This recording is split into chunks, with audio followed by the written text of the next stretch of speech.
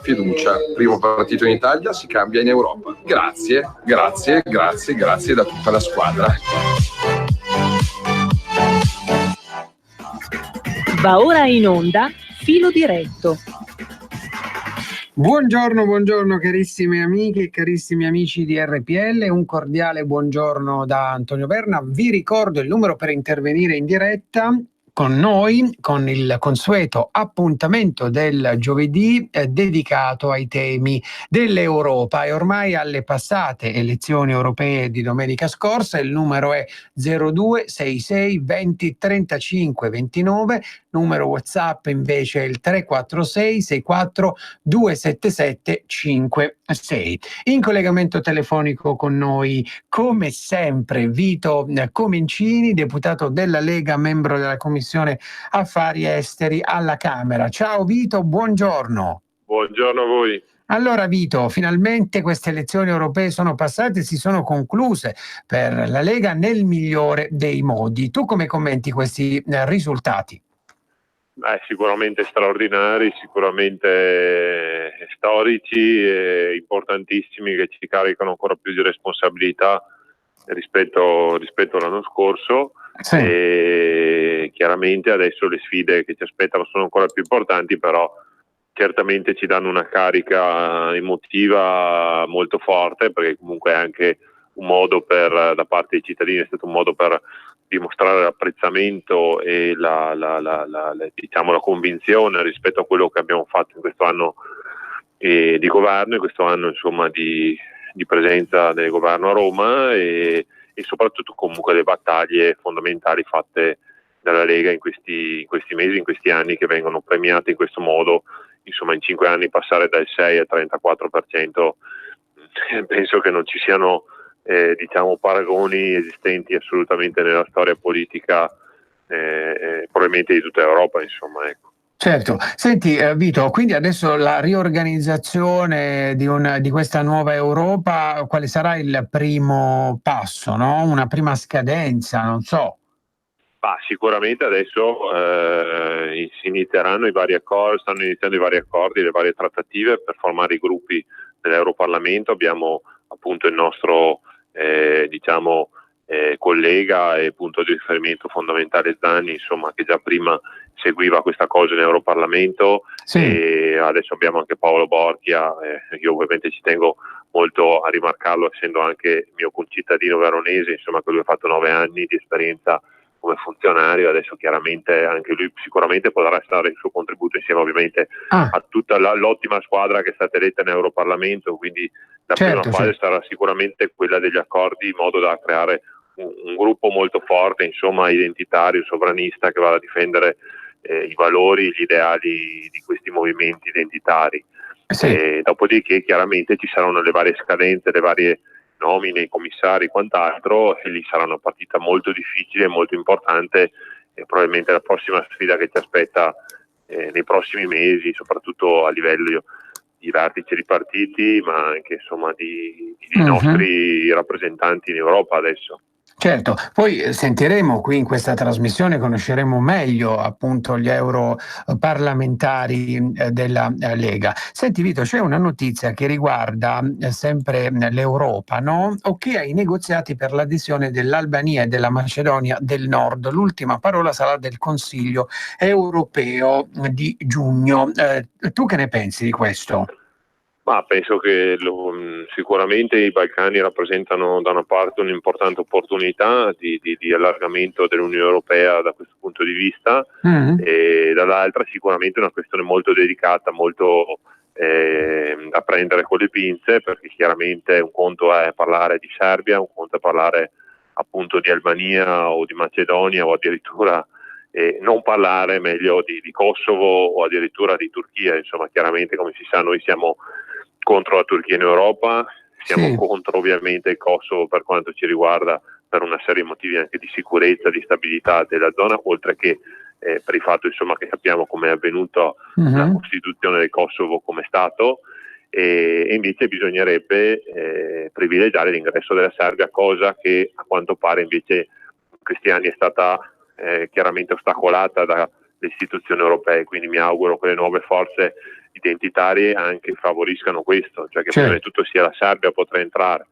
Chiaramente ci sono altri paesi sicuramente interessanti, come ad esempio anche il Montenegro, che hanno un legame culturale e storico importante con noi. E ripeto, altre zone sono molto delicate, insomma la Macedonia è uscita da un percorso molto difficile, molto delicato, come sappiamo, con la Grecia, con la questione della Macedonia del Nord, e che secondo me è ancora molto delicata, non va sottovalutata, non è solo una questione di nome, è una questione anche di identità, di valori. Insomma, c'è chiaramente una parte della Grecia che ha sempre rivendicato loro il nome come Macedonia, chiaramente, quindi è una questione appunto che va affrontata con delicatezza e anche considerando comunque la presenza fortemente di persone di religione islamica in questi paesi, in particolar modo appunto in Macedonia, ma anche e soprattutto in Albania, chiaramente con la massima attenzione. E quindi ecco, ripeto, sicuramente un percorso che in realtà è già iniziato da certi punti di vista, è ancora molto lungo e credo che ci voglia un approccio un po' diverso, insomma, da questo punto di vista. Benissimo, senti Vito, alla Camera incontri, eventi che riguardano la tua commissione in questo fine settimana o anche la settimana prossima, quali sono? Sì, abbiamo avuto importanti, diciamo, passaggi in commissione di ratifica di trattati, in particolar modo con paesi africani come il Congo e il Chad, che ovviamente è finalizzato alla collaborazione anche in campo di difesa militare, anche per il contrasto all'immigrazione clandestina, per il contrasto al terrorismo internazionale e così via. Quindi il solito concetto aiutiamoli a casa loro passa anche attraverso questo, e quindi la cooperazione internazionale, e l'aspetto poi culturale. Oggi abbiamo avuto una commissione incentrata sulla questione degli istituti di cultura italiana all'estero, sui quali è importante intervenire e sviluppare per mantenere il legame anche con i vari italiani che sono sparsi nel mondo, e quindi tanti aspetti sicuramente molto importanti che stiamo affrontando. Oggi abbiamo tra qualche minuto un'altra commissione sulla carta di identità elettronica per gli italiani all'estero, quindi tutte cose anche magari in apparenza un po' tecniche ma molto importanti, ripeto, considerando la forte presenza di italiani in giro per il mondo, che non vanno assolutamente dimenticati, anzi aiutati il più possibile. Certo, senti, ieri Vito c'è stata la vostra riunione dei parlamentari, anche degli europarlamentari, con il ministro Salvini. Il ministro ha parlato di Europa, ha detto qualcosa in proposito o no? Ma abbiamo parlato di tante cose, è stata un'occasione per fare il punto, è stata un'occasione per insomma anche diciamo lasciarsi andare insomma a pensieri, a riflessioni comunque importanti, e sicuramente insomma per da qua in poi dettare chiaramente una linea e un modus operandi forse un po' diverso rispetto a quello che c'è stato finora, però si parte sicuramente da un dato positivo.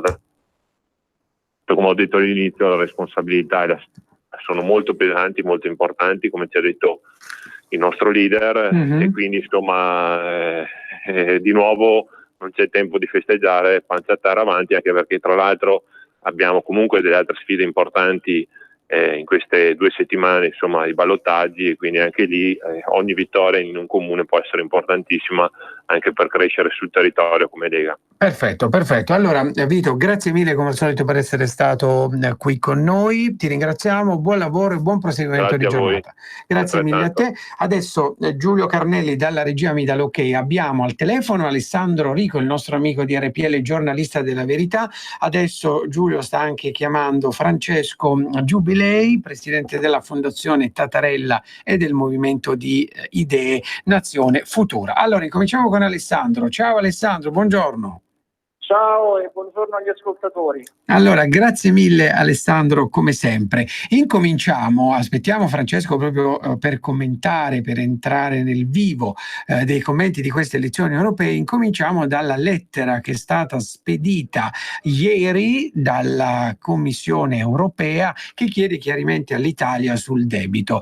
Insomma, a Bruxelles dà al governo 48 ore, siamo quasi in scadenza, domani è la scadenza per rispondere. La risposta italiana quindi deve arrivare domani. La lettera contiene, leggo qui dall'ANSA, l'entità della deviazione dagli impegni 2018 e 2019 e viene firmata sia da Moscovici e da Dombrovskis. Ancora quindi la Commissione europea ce l'ha con l'Italia, ti chiedo Alessandro. Direi che non hanno recepito il messaggio che è arrivato dalle urne. Insomma, pensar male si fa peccato ma ci si azzecca.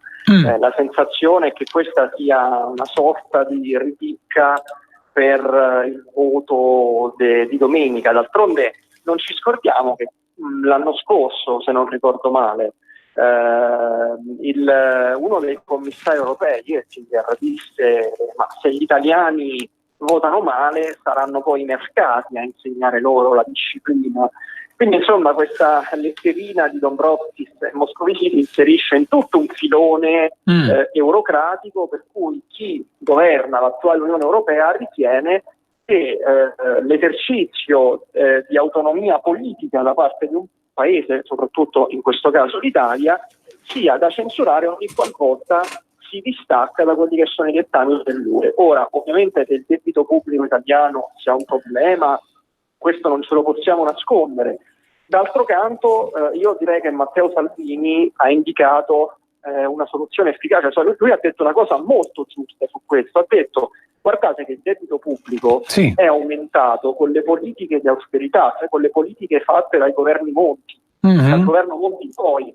Ma è banale, perché se tu fai le politiche di austerità, tagli i salari, distruggi la domanda interna, aumenti la disoccupazione, diminuisce il PIL, al tempo stesso lo Stato non è che può di colpo fermarsi, no? Se non può fermare i servizi pubblici, quindi è chiaro che il debito pubblico aumenta. Per cui la scommessa che sicuramente ha parlato Salvini, contrapponendo questa nuova politica a quella pretesa dagli eurocrati, è facciamo un po' più di debito, facciamo una politica espansiva, anticiclica, se vogliamo definirla così. Solo in questo modo riusciremo finalmente a ridurre il debito pubblico. Ora, il problema diventa tutto politico, cioè che si avrà la forza, anche a fronte delle difficoltà che sta incontrando l'alleato pentastellato, di imprimere veramente questa svolta alla politica economica italiana, oppure se anche questa volta in qualche modo gli eurocrati avranno la meglio, anche perché non ci scordiamo, e questa è una cosa che voglio sottolineare sempre, che dentro il governo giallo-verde non ci sono solo i gialli, non ci sono solo i verdi, ma ci sono pure quelli del Colle, un esponente anche Giovanni Tria, il ministro dell'economia. Quindi non ci scordiamo che dentro la partita sulle politiche economiche si gioca anche, c'è un altro giocatore che è appunto il Quirinale. Benissimo, ci ha raggiunto al telefono Francesco Giubilei, presidente della Fondazione Tattarella e del Movimento di Idee Nazione Futura. Ciao Francesco. Buongiorno a tutti. Allora, prima di commentare tra pochissimo con i nostri ospiti che si aggiungeranno dopo, quindi faremo questo talk show, insomma, per questa nuova Europa, anche tu come commenti questa lettera che arriva dalla Commissione Europea? Quale sarà, insomma, la risposta? Giorgetti dice siamo pronti al confronto, tu che ne pensi? È sempre una questione di tempistiche, che la lettera arrivi 2 giorni dopo un voto in cui i cittadini italiani si sono espressi in modo netto e incontrovertibile, premiando i partiti sovranisti, poiché la Lega ha preso il 34%, sommato un 6% di Fratelli d'Italia, e adesso si può anche sommare, se vogliamo, circa un 10% di elettori del Movimento 5 Stelle che possono essere ascritti a quella che è la corrente di Battista, che comunque si riconoscono in parte nel pensiero sovranista. Quindi di sicuro il 40% degli italiani ha votato per i sovranisti, ma forse anche il 50%. Ecco, a fronte di un dato incontrovertibile come è stato quello del voto elettorale, dopo 2 giorni, guarda caso, ci arriva da parte dell'Unione Europea degli eurocrati questa lettera in cui si allarma per quello che è la situazione economica italiana e si allarma per quello che è il debito pubblico. Ora, è evidente, e non se lo deve di certo dire l'Unione Europea, che in Italia abbiamo un problema con il debito pubblico che non nasce di certo oggi, non nasce un anno fa, ma nasce, se vogliamo, da 20 o 30 anni di gestione della cosa pubblica. Quindi questo debito pubblico esiste, c'è ed è pregresso. Detto ciò, le misure che sono state messe in atto, che soprattutto dovranno essere messe in atto da qua ai prossimi mesi, ricordava giustamente Salvini di una fase 2 del governo dopo che sono state realizzate una stretta sull'immigrazione e altre importanti battaglie come per esempio quella sulla legittima difesa, è evidente che sia necessario a questo punto puntare, focalizzarsi sull'economia, focalizzarsi sulla realizzazione di una flat tax che non riguardi solo le partite IVA, quindi solo i cittadini che hanno una dichiarazione dei redditi fino a 65.000 euro, ma una flat tax che sia estesa a tutte le famiglie. E da questo punto di vista, se si fanno delle manovre che sono espansive e delle manovre economiche che possono fare ripartire l'economia, il debito pubblico è chiaro che si può anche aumentare. Il tema è proprio come fare queste manovre, cioè nel senso, se noi andiamo ad aumentare il debito pubblico per fare determinate misure, talvolta anche assistenziali, che poi non fanno ripartire l'economia, è ovvio che questo può diventare un problema. Ma se si fa una parte di debito pubblico per una manovra come la flat tax, importantissima e fondamentale per ripartire l'economia, è chiaro che l'Europa non può dirci di non farla, e credo che dovremmo prendere esempio per quel che riguarda i dati economici dagli Stati Uniti, da quelle che sono le politiche economiche del governo Trump. Noi abbiamo negli Stati Uniti una disoccupazione intorno al 3%, che spiegano gli economisti essere praticamente una disoccupazione zero. Abbiamo un'economia in forte crescita, nonostante Trump fosse stato dipinto da una certa parte politica, soprattutto da certi media, i cosiddetti New York media, quindi media progressisti, come il male più assoluto. In realtà negli Stati Uniti l'economia cresce. E perché cresce? Perché c'è da un lato delle misure di taglio di quella che è le tasse, la pressione fiscale, e dall'altro lato dei forti investimenti sui temi legati a quelle che sono le infrastrutture, piuttosto che i grandi investimenti a livello statale. Ecco, noi dovremmo prendere esempio da quella che è l'economia, le manovre economiche di Trump, e non preoccuparci più di tanto di queste letterine telecomandate che arrivano, guarda caso, 2 giorni dalle elezioni. Perfetto. Allora ragazzi, andiamo un attimo in pausa pubblicitaria. Ricordo ai nostri radioascoltatori il numero per intervenire in diretta, che è lo 02 66 20 35 29. Poi vi ricordo anche il numero WhatsApp, che è il 346 64 277 56. Da giovedì prossimo ritornerà con noi anche Marco Zanni, a cui facciamo appunto gli auguri di buon lavoro in Europa, e anche agli altri europarlamentari eletti che cercheremo appunto di sentire nel corso delle nostre trasmissioni. Andiamo in pausa pubblicitaria e ritorniamo tra pochissimo. E lucevan le stelle. Sì, lo so che per realizzare tutti i progetti della Lega per l'Italia non bastano certo 2 parole, ma il 2 per 1000. Gli italiani sanno tutto, e sanno pure che il codice per destinare alla Lega il 2 per 1000 è D43 e che lo si deve scrivere sulla dichiarazione dei redditi. Donar il mio solo pensiero, firma www.2per1000lega.it. Messaggio per tutti gli imprenditori, gli artigiani, i commercianti, i liberi professionisti. Hai un'attività? Dei prodotti da promuovere? Prova la pubblicità sulla nostra radio. Radio Padania ha preparato per te una grande promozione per aiutarti a sostenere la tua attività a tariffe davvero straordinarie. Informati, vedrai che si può fare. Mandaci una mail all'indirizzo spot@radiopadania.net. Con Radio Padania si può fare. Sono Giovanna, Mondoflex. Voglio presentarvi una nuova promozione Mondoflex, un materasso in memory ergonomico a 2 strati completamente sfoderabile a soli 199 euro. Con Mondoflex dormite sonni tranquilli. Vi aspetto! A Treviolo e a Melzo, il sabato orario continuato. Mondoflex reti e materassi. A Treviolo, Melzo, Monza, Erba, Crema, Castelmella, Brescia e Desenzano del Garda. Mondoflex, fornitore ufficiale Atalanta Bergamasca Calcio. Per la tua pubblicità su Radio Padania Libera, scrivi a spot@radiopadania.net. Rieccoci carissimi amici di RPL. Allora, ci ha raggiunto, oltre ad Alessandro Rico, giornalista della Verità, Francesco Giubilei, fondatore, anzi presidente della Fondazione Tatarelle del Movimento di Nazione Futura, anche Lorenzo Castellani, che è stato con noi ospite in un'altra trasmissione pochi giovedì fa, politologo della LUISS. Buongiorno Lorenzo. Buongiorno a tutti. Allora, Lorenzo, cominciamo da te a commentare queste elezioni europee, a fare una fotografia dei risultati che ci sono stati in Italia e come l'Italia si organizzerà in Europa, e poi via via parliamo con Alessandro e con Francesco. Prego. Il dato più significativo sicuramente riguarda il governo, sia la crescita straordinaria della Lega che il declino rapido dei 5 Stelle.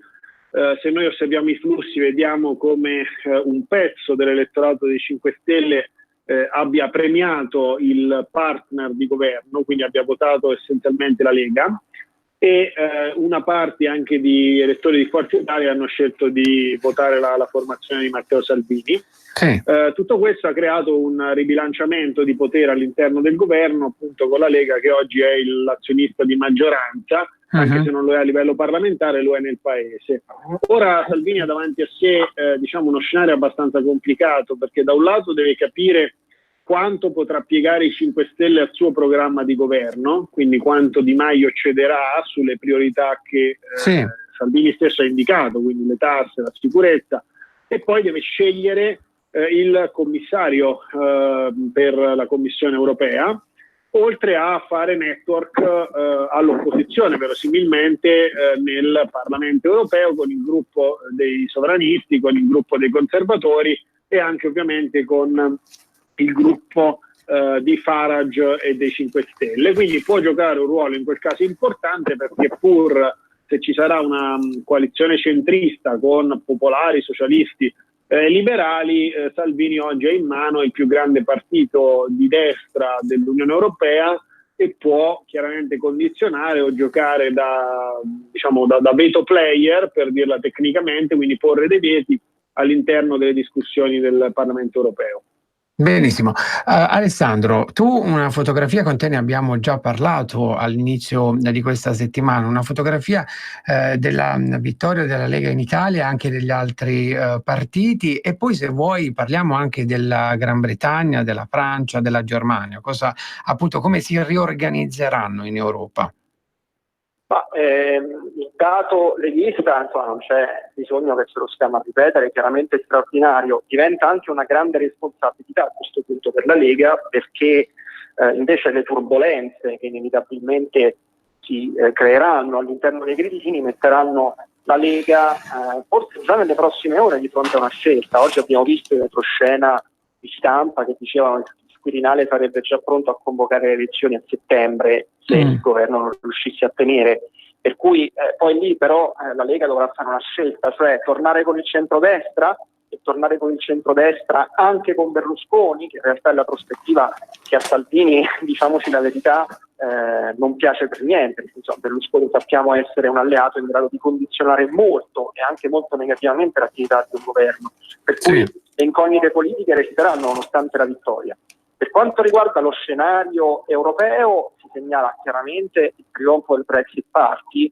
Questo, come ti avevo già detto nel nostro collegamento di lunedì, alla faccia di chi diceva gli inglesi sono distrutti, ci hanno ripensato, vogliono rimanere in Europa, alla fine hanno permesso l'exploit del Brexit Party, che non solo vuole uscire dall'Europa, ma è pronto a farlo anche con un no deal, cioè in assenza di un accordo. Quindi con o senza accordo la Brexit deve essere completata.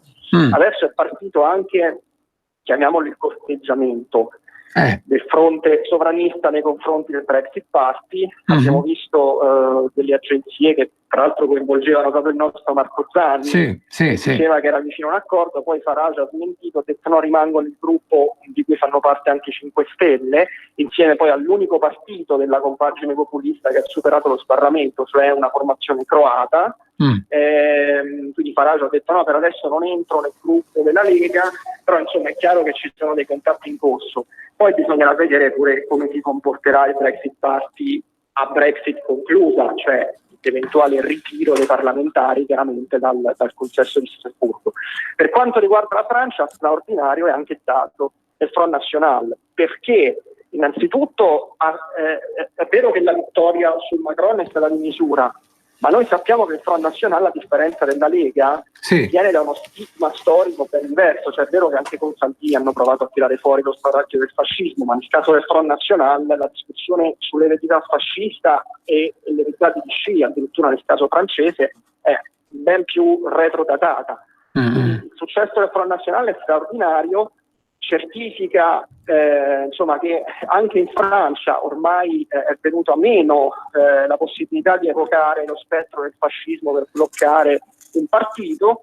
Anche lì a livello nazionale però io dubito che si possano avere ripercussioni vere sugli assetti politici del governo. Cioè non credo che Macron possa pensare di dimettersi, e non credo che nell'eventualità in cui ciò succedesse in un mondo parallelo e si andasse a nuove elezioni, il Front National avrebbe comunque possibilità di vincere, perché noi sappiamo che il sistema elettorale francese invece è congegnato quasi come una sorta di convenzio ad excludendum permanente nei confronti del Front National stesso, che adesso si chiama Rassemblement National. Quindi lì il peso del Front National sarà soprattutto a livello europeo. Però sicuramente si certifica un dato straordinario, perché Macron è stato sonoramente patostato, forse ha contribuito anche l'indignazione montante causata dal movimento dei Gilet Gialli, che anziché togliere voti al Rassemblement National probabilmente hanno contribuito a fornirglieli. Quindi dato straordinario anche quello da registrare. E diciamo che in realtà poi Gran Bretagna, Francia e Italia sono stati 3 paesi in cui i sovranisti hanno sfondato, perché invece altrove non è andata così bene alle forze populiste, questo non dobbiamo nascondercelo. Certo. Francesco, tu come commenti un po' anche quello che ha detto Alessandro? Sì, date alla mano, come già si immaginava prima del voto, i partiti sovranisti e i partiti conservatori non possono avere la maggioranza a livello europeo, non tanto per il risultato italiano che è stato importante, così come per il risultato francese, dove è avvenuto per l'appunto un sorpasso da parte della Le Pen nei confronti di Macron, sì, perché ci sono delle nazioni anche importanti, cito il caso della Germania, dove i partiti sovranisti e i partiti conservatori non hanno sfondato. Quindi il rischio è che si vada incontro a una grande alleanza, un grande inciucio tra i socialdemocratici, l'ALDE e i Verdi, che sarebbe, credo, l'ipotesi peggiore. Dall'altro lato c'è la possibilità di un accordo tra il PPE e i socialdemocratici. In questa fase è abbastanza difficile la possibilità di un accordo invece tra il PPE e l'ECR e il gruppo dei sovranisti, anche se dovrebbe essere questa la possibilità più auspicabile per un reale cambiamento dell'Europa. Il problema che sta avvenendo a livello europeo, ma lo vedremo nelle prossime settimane, l'auspicio sia quello di un superamento di quelle che sono le divisioni all'interno del campo conservatore e sovranista, nel senso che ad oggi abbiamo i partiti sovranisti conservatori che sono divisi all'interno di una serie di gruppi. C'è l'ECR, a cui in Italia aderisce Fratelli d'Italia, ma il principale partito a livello europeo che aderisce ad oggi all'ECR non sono più tanti conservatori inglesi che sono usciti con le ossa rotte da queste elezioni. Anche il caso della gestione della Brexit, con la conseguente dimissione di Theresa May, ha sicuramente influito, e quindi è avvenuto un successo da parte del partito di Farage, del Brexit Party, e il partito invece che ha maggior peso all'interno del gruppo dell'ECR è il partito di governo in Polonia di Giustizia e Libertà. Quindi da un lato abbiamo l'ECR, dall'altro lato abbiamo il grande gruppo a cui aderisce la Lega, a cui aderisce il Front National ed altre formazioni a livello europeo, e poi ci sono forze come quella per esempio di Orban, che ha ottenuto un grande successo in Ungheria, che invece sono ancora ad oggi all'interno del PPE, e addirittura c'è un altro gruppo a cui invece è legato da un lato Farage e dall'altro lato il Movimento 5 Stelle, che è un gruppo, se vogliamo, più populista che sovranista. Ecco, se si riuscisse a superare questa frammentazione e quindi a stringere un accordo per andare a creare un unico grande gruppo a livello europeo che raccolga e riunisca quelle che sono le forze sovraniste e le forze populiste, si riuscirebbe sicuramente ad avere un maggior peso a livello di decisioni in Europa. La frammentazione non paga, però che ci sono delle differenze forti e importanti. Per esempio il gruppo dei polacchi storicamente non riesce a trovare un'alleanza, a trovare un accordo con il mondo francese, quindi col Front National, a causa delle divergenze in politica estera, perché il Front National è legato al mondo russo, mentre il partito di governo in Polonia è fortemente antirusso ed è collegato invece a quello che è soprattutto il mondo americano. Bisognerebbe, e qua l'abbiamo detto in altre occasioni, ma è importante ripeterlo soprattutto oggi dopo il risultato del voto delle europee, bisognerebbe cercare di raccogliere quelli che sono i punti in comune, fare un grande contratto di governo a livello europeo, così come è avvenuto in Italia, un grande contratto con dei punti, degli obiettivi chiari e ben definiti che dovrebbero raccogliere, accomunare tutti i partiti sovranisti, tutti i partiti conservatori, e questo io credo sarebbe la strada e la strategia migliore. Perfetto, allora salutiamo Alessandro Narico, giornalista della Verità. Ciao Alessandro, grazie mille per essere stato con noi anche quest'oggi, buona giornata. Ciao a tutti, grazie a voi e buona giornata agli ascoltatori. Grazie mille a te. Nell'attesa che Giulio dalla regia chiami Antonio Grizzuti, giornalista della Verità, chiedo a Lorenzo Castellani, anche a te, un quadro a livello proprio dei vari paesi d'Europa e anche per quanto riguarda i totonomi per la nuova Commissione europea. Tu hai insomma osservato qualcosa, hai saputo qualche notizia? Prego. No, non ho notizie particolari, so che come sempre francesi e tedeschi si stanno cercando di accordare, ma con particolari difficoltà. Pare che dalle ultime notizie almeno l'intenzione principale di Macron, che ovviamente in queste cose è un politico piuttosto scaltro, sia quella di piazzare un suo uomo, verosimilmente il governatore della Banca Centrale francese, al posto di Draghi, quindi di tenere per la Francia il posto della Banca Centrale Europea e concedere alla Germania quello del Presidente della Commissione. Tuttavia è presto per dire questo, perché ovviamente si dovranno consultare tutti gli altri governi, capire anche quale sarà la coalizione appunto in Parlamento di cui parlava Francesco, cioè se ci saranno i Verdi o non ci saranno, quindi quale sarà effettivamente il gioco diciamo di costruzione della coalizione. Ad ogni modo, se posso permettermi una riflessione più ampia sull'Europa, io credo che andiamo incontro all'ennesima grande transizione in cui lo status quo prevarrà. Prevarrà perché i partiti che formeranno la coalizione centrista da anni provano a riformare il governo dell'Unione Europea, cioè a rendere l'Unione Europea più integrata, ma non ci riescono perché le resistenze nazionali, a partire da quelle dei tedeschi, sono troppo forti. Quindi è molto difficile che l'integrazione vada avanti, anche perché è stata diciamo disintegrata e disinnescata per molti aspetti anche dalla Brexit, oltre che al voto ai partiti nazionalisti e sovranisti.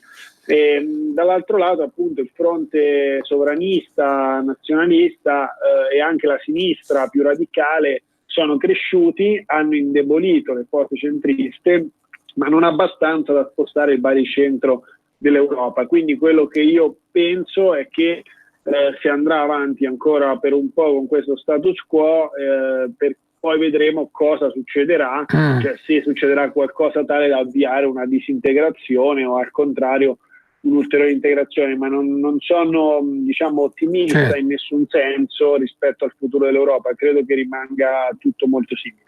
Benissimo, allora ci ha raggiunto Antonio Grizzuti, giornalista della Verità. Ciao Antonio, buongiorno. Ciao a tutti, ciao. Allora Antonio, tu sulla Verità ti sei occupato sempre di Europa, di sprechi delle istituzioni europee. Quest'oggi, anzi questa settimana, appunto ti sei occupato come tutti dell'analisi, del commento di queste elezioni. Allora prego, ti lascio la parola, parla appunto, dici quello che credi di queste elezioni, ecco.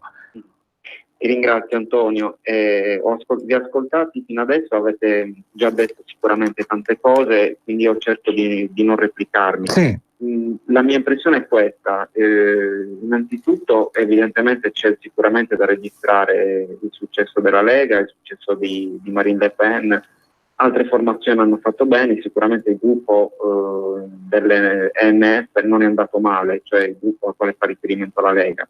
Quello che insomma, l'idea che mi ero fatto io è che illudersi che questo gruppo potesse raggiungere numeri stratosferici in grado da cambiare gli equilibri. Io credo che ancora i tempi perché una cosa del genere possa succedere sono prematuri. Non dimentichiamoci che stiamo parlando comunque in ogni caso di elezioni europee, nelle quali comunque i cittadini dei vari stati europei sono chiamati in ogni caso a discutere di un modello di governance dell'Europa, per cui diciamo che a mio avviso anche l'assenza di un programma chiaro e di una prospettiva anche chiara a livello di formazione dei gruppi non ha aiutato sul risultato.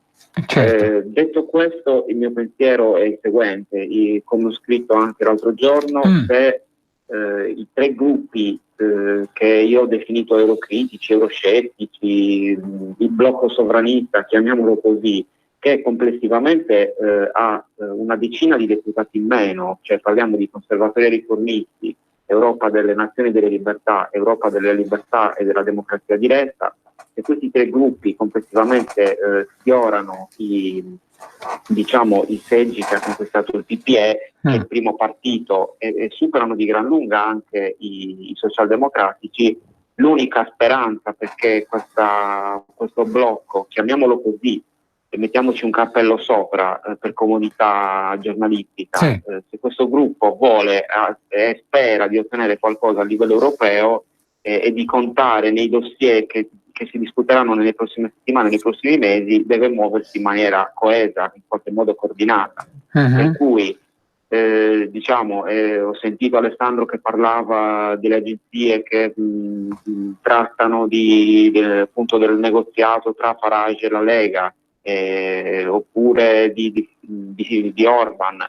Tutti questi movimenti secondo me sono secondari, cioè non è importante che ci sia un gruppo unitario. A mio avviso in questo momento è secondo me anche molto irrealistico pensare a una cosa del genere, quanto piuttosto che questi 3 gruppi siano in qualche modo soggetti a un coordinamento politico. Perché? Perché non dimentichiamolo che nei prossimi mesi questi gruppi e il Parlamento e soprattutto gli Stati, con la formazione della nuova Commissione europea, si troveranno ad affrontare dei dossier molto importanti. Il primo di tutti, io direi, è il budget settennale 2021-2027, che è stato comunque in qualche modo messo nel cassetto.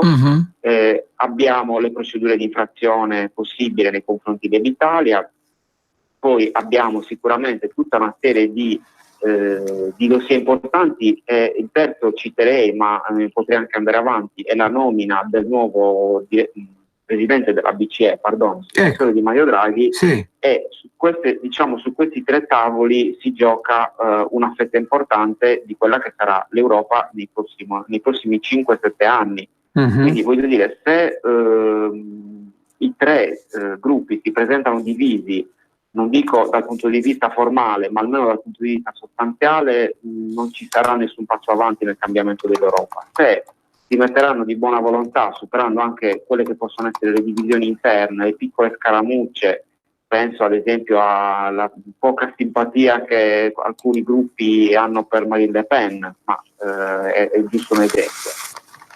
Se queste divisioni saranno superate, allora qualche speranza c'è. Benissimo. Lorenzo, volevo chiederti, è apparso il tuo nome su Dagospia, sugli elettori della Lega. Tu dici la Lega ha avuto il 34% tra le classi agiate, più del PD. Raccontaci un po' queste dichiarazioni, dove sono state inserite, ecco. No, sì, ma sono finito su Dagospia un po' a sorpresa, perché era un mio tweet di analisi in cui twittavo un grafico di XE e poi un grafico di Ipsos che mi sembravano interessanti. Dagospia li ha ripresi. La questione è questa: per i 2 giorni successivi al voto c'è stata, soprattutto da parte della sinistra, sono state una serie di dichiarazioni del mondo intellettuale e mediatico in cui si consideravano gli elettori della Lega come quelli più ignoranti e anche come quelli più in difficoltà economicamente, questo per giustificare il fatto che Salvini avrebbe rigirato più facilmente questi elettori a suo favore proprio per la mancanza di titoli di studio, di risorse, via dicendo. In realtà quello che era interessante in quelle analisi è che si scopre che non è così, cioè che la Lega ha preso essenzialmente tra la fascia più alta della popolazione lo stesso risultato che ha preso diciamo complessivamente, no? Sì, sì. Quindi significa che la Lega, diciamo, nelle classi più alte è sicuramente, diciamo, in media con quanto prende, ha diciamo sottoperformato, cioè preso un po' meno tra le classi medie e medio-basse, e invece ha preso più del 40% tra coloro che fanno parte, diciamo, del segmento meno agiato e più in difficoltà. Questo, diciamo, evidenziava comunque percentuali molto vicine tra loro, che evidenziavano come la Lega sia sicuramente il partito più interclassista del panorama italiano, contrariamente ad esempio al PD, che invece, diciamo, nelle ultime due fasce economiche, quelle più deboli, è nettamente al di sotto del suo risultato finale, mentre prende più voti nelle due fasce, nelle due classi di reddito più elevate. E l'altro grafico invece interessante era di Ipsos, che mostrava come gli imprenditori, gli artigiani, i commercianti per oltre il 42% abbiano votato la Lega, quindi una proporzione addirittura superiore alla media, e anche tra gli imprenditori più grandi e gli alti dirigenti comunque la Lega ottiene un risultato di un paio di punti percentuali superiore a quello del Partito Democratico.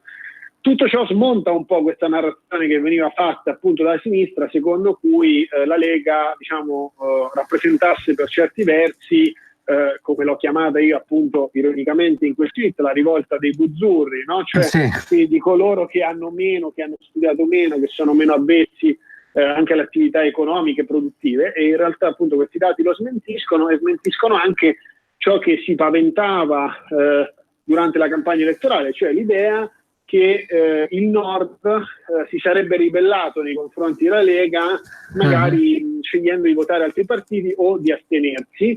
Non è stato così, perché il centro-nord ha votato molto più del sud, e la Lega ha ottenuto ovviamente risultati più consistenti proprio nelle aree più ricche del paese. Quindi tutto questo, diciamo, ci dà uno spaccato molto diverso rispetto a quello che pensavamo, e addirittura anche tra i giovani la Lega ha preso un sorprendente 28%, che è un cambio interessante, perché la Lega fino ad oggi tra i giovani non era andata così, mai così tanto bene. Quindi insomma, ecco, erano i dati molto interessanti. Benissimo. Francesco, non so se vuoi aggiungere qualcosa su questo. Poi volevo chiederti cosa è successo all'ex sindaco di Londra Boris Johnson, che poi è stato anche il ministro degli esteri del governo May. Cosa è successo? Prego.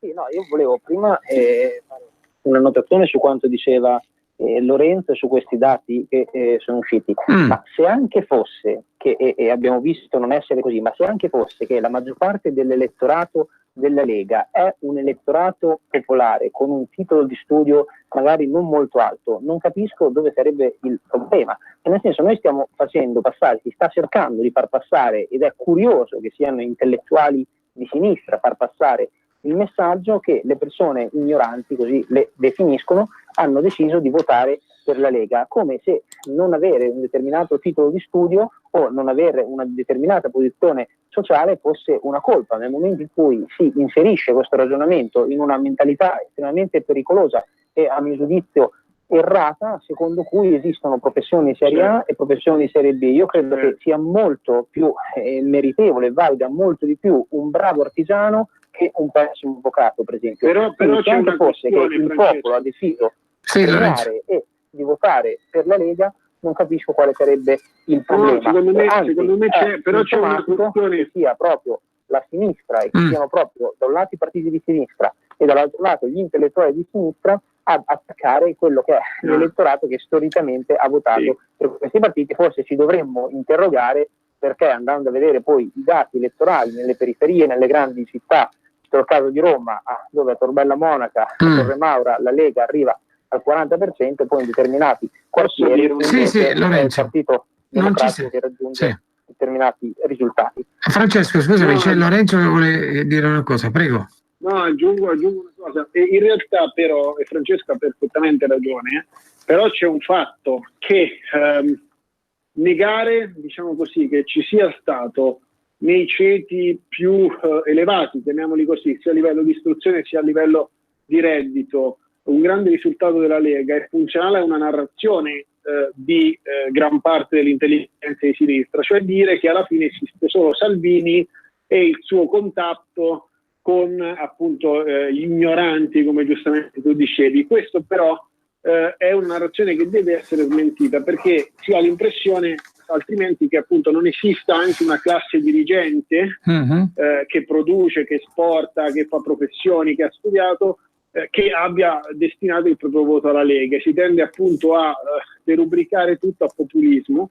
Questo è falso e questo lo dico soprattutto perché ho letto l'ultimo libro di Francesco, in cui lui nell'ultimo capitolo dice bisogna costruire un'elite diciamo sovranista, eccetera eccetera, e in questo senso credo che appunto questi dati che arrivano sono importanti. C'è un gioco di quel mondo intellettuale, è quello di dire sono tutti ignoranti. No, invece c'è una questione culturale, cioè esiste chi nella vita ce l'ha fatta, chi ha studiato eccetera, che magari non vive al centro delle grandi città, che non fa l'intellettuale o il funzionario pubblico, ma che dalla sua azienda di provincia al suo studio di provincia comunque si è formato, ce l'ha fatta nella vita, è un orizzonte più nazionale, che quindi è più recettivo alle proposte di Salvini e rigetta invece modelli più cosmopoliti. Ma questo è essenziale perché appunto poi alla fine le elite servono, se uno vuole dare corpo e forza alle idee al governo, quel tipo di voto è interessante e serve anche. Questo credo sia benissimo. Allora Antonio, chiedo a te un ultimo commento perché purtroppo mancano pochissimi minuti al termine della nostra trasmissione, prego. Sì, allora Lorenzo e Francesco hanno detto un po' tutto. Io volevo solo aggiungere, da non esperto, perché non sono né politologo, ma sono diciamo semplicemente un giornalista, e osservando la realtà io mi rendo conto di questa cosa, che più questi presunti intellettuali di sinistra fanno questo tipo di affermazioni, e più la Lega cresce. Questo è un dato di fatto, perché parlando anche con la gente comune la sensazione è che io parlando della Sardegna ti dico, le affermazioni che ha fatto ad esempio Cooperlo sono state malissimo da queste parti, cioè diciamo che queste prese di posizione non fanno altro che testimoniare il solco, ormai la distanza quasi incolmabile che si è andata a creare tra i partiti di sinistra e i presunti appunto intellettuali. Possiamo citare Lerner, Fabiano e compagnia cantante. Ormai non c'è più nessun tipo di rapporto col popolo che loro pretendono poi difendere. Quindi c'è questa sorta di cortocircuito molto interessante anche da osservare dall'esterno, molto divertente per certi versi, per cui più si instaurano questo tipo di ragionamenti e più paradossalmente chi li fa perde voti a favore di chi invece diciamo sta un po' più a contatto col popolo. Benissimo, allora ragazzi io vi saluto, però velocemente possiamo fare una carrellata di quelli che saranno i vostri impegni. Francesco, cosa ti aspetta in questi giorni? In questi giorni sarò impegnato in una serie di eventi e iniziative in varie città italiane per commentare quello che è stato il risultato elettorale, commentare quale sarà il futuro dei partiti sovranisti e conservatori, cercando di sottolineare, come diceva Lorenzo, una tematica che mi sta particolarmente a cuore, che è proprio quella di costruire da qua ai prossimi mesi, da qua ai prossimi anni, oltre che i risultati politici che hanno già ottenuto e stanno ottenendo i partiti sovranisti, anche un'ideologia culturale, prepolitica e metapolitica legata e collegata a quello che è il pensiero conservatore e il pensiero sovranista. Benissimo, Lorenzo, tu invece che cosa farai questi giorni? Uguale, ora sono al lavoro su un report che noi realizziamo con la LUIS per gli osservatori internazionali, in cui cerchiamo di appunto analizzare ciò che succede nella politica italiana ogni mese, quindi questo è un numero particolarmente ricco, quindi stiamo chiudendo questa analisi. Poi anche io come Francesco sarò in giro per vari convegni sia con osservatori internazionali che nazionali ad analizzare il benissimo. Invece Antonio, tu come al solito ti occuperai di numerose inchieste, penso, sulla Verità, giusto? Sì, e poi seguiamo soprattutto con attenzione la risposta alla letterina minatoria di Bruxelles e vediamo che succede. Benissimo, allora grazie mille ragazzi, grazie mille ad Antonio Grigiuti della Verità, a Lorenzo Castellani, politologo della LUISS, e a Francesco Giubilei, presidente della Fondazione Tattarella. Grazie a tutti e buon proseguimento di giornata. Grazie. Ciao, grazie. Ciao. Avete ascoltato Filo Diretto,